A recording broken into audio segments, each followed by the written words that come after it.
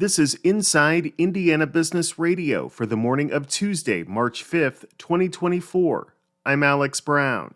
Indianapolis-based Energy Systems Network is moving into the next phase of its Energy Insights program to help small and medium-sized manufacturers reduce their energy costs. CEO Paul Mitchell says the program is being enhanced due to initial feedback, which called for more than just technology installation. What they really were needing was some technical support and some sort of project management support from an expert smart manufacturing vendor. Without that, the challenge is maybe they have the hardware and the software, it gets set up, it's working at first, and then after the installation, they may not use it again, or they may not use it as effectively. So it was more than just providing the tools, but also the training and the technical support to really take advantage of those tools. An additional 75 companies will participate in the program, which provides hardware and software designed to improve operational efficiency.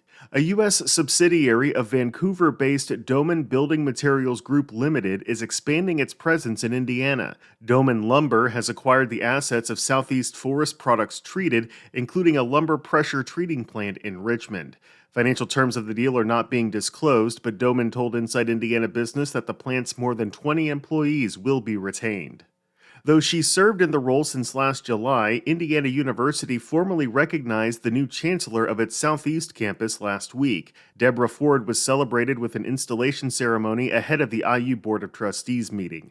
Ford will oversee academics and operations at the New Albany campus and collaborate with the university administration and other regional campuses.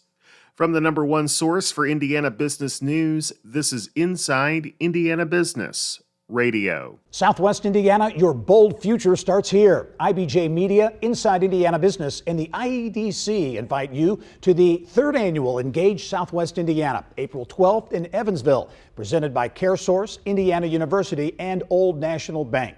Connect with fellow business and community leaders, discover programs aligned to your region's unique needs, and walk away with bold new thinking for Southwest Indiana's future growth. RSVP now at ibj.com/engage. The Indiana Department of Health posted the fourth quarter terminated pregnancy report Monday, finding 46 abortions occurred in Indiana between October 1st and December 31st. In comparison, there were 1,724 abortions in the fourth quarter of 2022, before the ban. It is the first report in which the state's abortion ban was fully in effect the entire quarter. Lawmakers returned to the State House in the summer of 2022 to pass a near-total ban following the overturning of Roe v. Wade. It outlaws all abortions except in the case of rape, incest, fatal fetal anomaly, and cases of serious health risk to the mother. Additionally, abortions can now only be done in hospitals. 8 hospitals in Marion and Allen counties performed the procedure, more than half of which were surgical in nature. 22 of the recent abortions cited a legal fatal anomaly as the exception. 21 were serious health risk or life of the mother. 3 were due to rape and incest.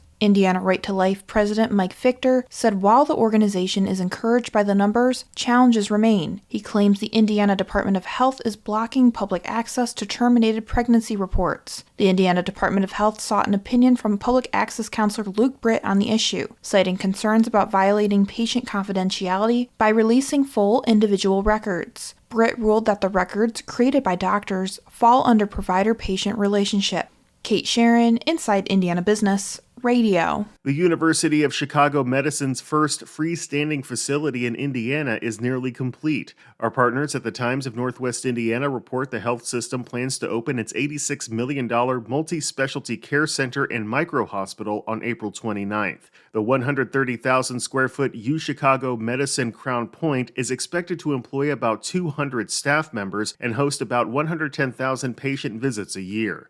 The center will include pediatric care as well as an emergency department with a short-stay inpatient unit, comprehensive cancer center, imaging center, outpatient surgery center, laboratory services, and medical offices for UChicago Medicine's physicians and specialists. TPMA founder Tom Miller is this week's guest on the Business and Beyond podcast with Gary Dick, presented by PNC, a weekly conversation with high-profile Hoosiers in business, sports, and entertainment, and beyond. Available now from your favorite podcast provider. I'm Alex Brown for Inside Indiana Business Radio on Demand.